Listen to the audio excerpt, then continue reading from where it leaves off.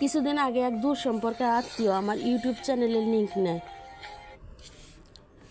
আমিও দেই। সে আমার ভিডিও নিয়মিত দেখে। বলল একদিন ফোন করে বলে, আমার ভিডিওতে হাত দেখা যায়, কোথাও শোনা যায়, এসব নাকি গুনাহ হয়। আসলে হয়েছে কি, চালনি সুইকে বলে তোমার পিছনে ছিদ্র। নিজের যে কত সমস্যা এটা নিয়ে মাথা ব্যথা নাই, নিজে যে কেমন, মানুষকে নিয়ে যত মাথা ব্যথা, আরও অনেক কথা বলে।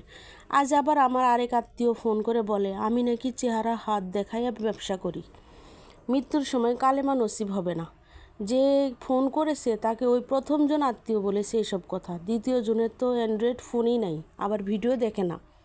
আসলে হয়েছে কি, নিজেদের পাপের বাটখারা দিয়ে অন্যের পাপ মাপে, পেট ভরা হিংসা জ্বলছে, ভাবছে কত টাকা জানি অনলাইন থেকে পাইতেছি। টাকা চান, কর্জ চান, কোনো বিপদে পড়লে সাহায্য চান, দুঃখের কথা বলেন খুশি হবে, সুখের কথা বলেন কষ্টে বাঁচবে না। আসলে এরা কোনো আত্মীয়র পর্যায়েই পড়ে না। আত্মার সাথে সম্পর্ক হইলেই আত্মীয় হয়, না হলে আত্মীয় হয় না। এগুলো নামের আত্মীয়, কাজের না। আমার ভিডিও দেখেন, ভালো লাগলে ভালো কথা, ভালো না লাগলে দেখবেন না। এত বেশি কথা বলার কী বা দরকার? বেশি বাড়াবাড়ি করলে সব অপ্রিয় কথা একদিন অনলাইনে বলে দিব, সাবধান।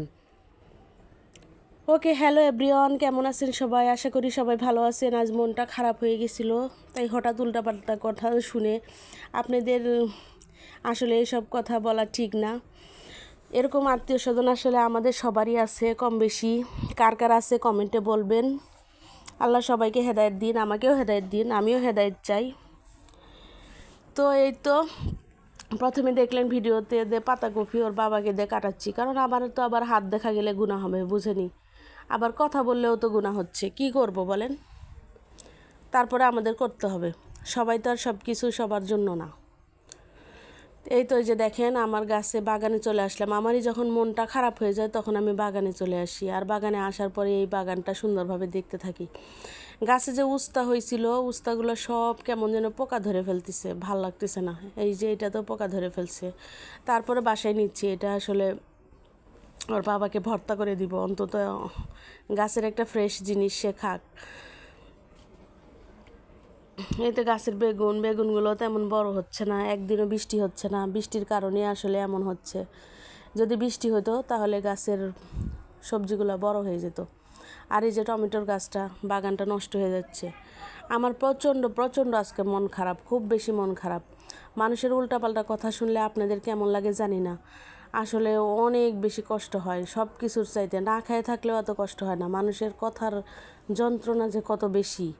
মানুষ নিজেরটা দেখে না, সবসময় দেখে যে মা অন্যরা কী করতেছে। অন্যদের ভালো দেখলে সহ্য হয় না। কে কী করুক রে বাবা, এটা দেখার কি দরকার? নিজে কেমন আছি, নিজে কতটুকু মানতে পারতেছি, এটাই তো বড় কথা। নিজে ভালো থাকলেই তো জগৎ ভালো। আসলে জগৎ ভালো বলা যায়, এই কথাটা বিশ্বাস করতাম। আসলে নিজে ভালো থাকলে জগৎ ভালো না, জগৎ আসলেই ভালো না নিজে ভালো হলেও, কারণ ভালো থাকতে আপনাকে দিবে না। এই কথাগুলো আজকে আসলে আমি বলতেছি, মানে নিজের যাদেরকে আপন মনে করবেন, ভালো মনে করবেন, ভালোবাসবেন, তারাই এরকম কষ্ট দিতে থাকে বেশি বেশি। এর জন্য মানুষের কথাকে পাত্তা দেওয়া উচিত না, সবার কথা কানে লাগানো উচিত না, সবার ফোনও রিসিভ করা উচিত না। নিজেকে ভালো রাখতে হলে সব কিছু থেকে বিচ্ছিন্ন থাকাই ভালো। আসলে আল্লাহই তো সব কিছু দেখতেছে, কার কী পরিস্থিতি, কে কেমন আছে। আপনি গোপনে পাপ করেন, প্রকাশ্যে পাপ করেন, যেখানেই করেন না কেন, মানে সব কিছু আল্লাহ দেখতেছে। আমি কেমন এটা আমি তো জানি, আমার আল্লাহ তো জানে। এই তো আপনাদের কাছে অনেক কথা শেয়ার করে ফেললাম, কিছু মনে করবেন না প্লিজ। আসলে আপনাদের সাথে কথা বলতে আমার অনেক ভালো লাগে, এই জন্যে আমি এরকম কিছু কথা বলে ফেললাম। তা এই যে দেখতে পাচ্ছেন আমার টমেটোগুলো, আসলে বাগানে আসলে মন ভালোও লাগে খারাপও লাগে। গাছগুলো কিভাবে নষ্ট হয়ে যাচ্ছে। আসলে আজকে আমার কথা বলার মুডই নাই, কি কথা বলবো। তারপরে এই যে গাছগুলো দেখতেছি, খুব ভালো লাগতেছে। এই যে বেলি ফুল ফুটছে, বেলি ফুলের যে ইয়াগুলা মানে পাপড়িগুলা এত ঘ্রাণ, মানে এত ভাল লাগে কি বলবো। এই তো রুমে এসে পড়লাম, এসে দেখি ওর বাবা পাতাকপিগুলো করে দিচ্ছে। আমি আজকে অনেক কাজ করছি আর অনেক দুর্বল লাগতেছিল। দেখতে দেখতে তো 18 রোজা শেষ হয়ে গেল।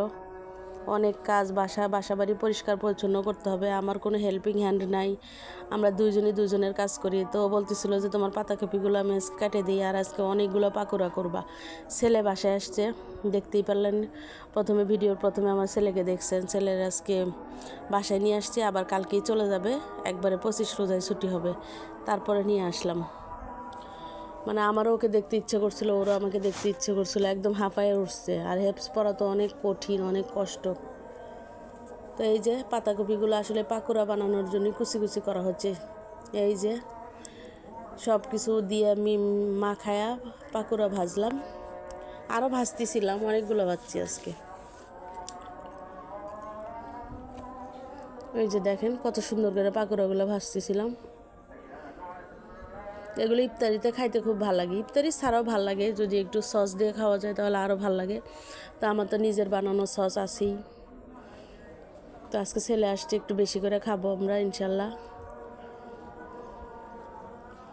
এই তো ভিডিওটিতে অনেক কথাই বলে ফেললাম, কারো মনে যদি কষ্ট লেগে থাকে, আসলে কাউকে উদ্দেশ্য করে কথাগুলো বলা না, আমার কষ্টগুলো আমিই শেয়ার করলাম। এগুলো একজন বলছিল বলার জন্য, তাই বললাম আর কি। ওকে, ধন্যবাদ সবাইকে, আসসালামু আলাইকুম।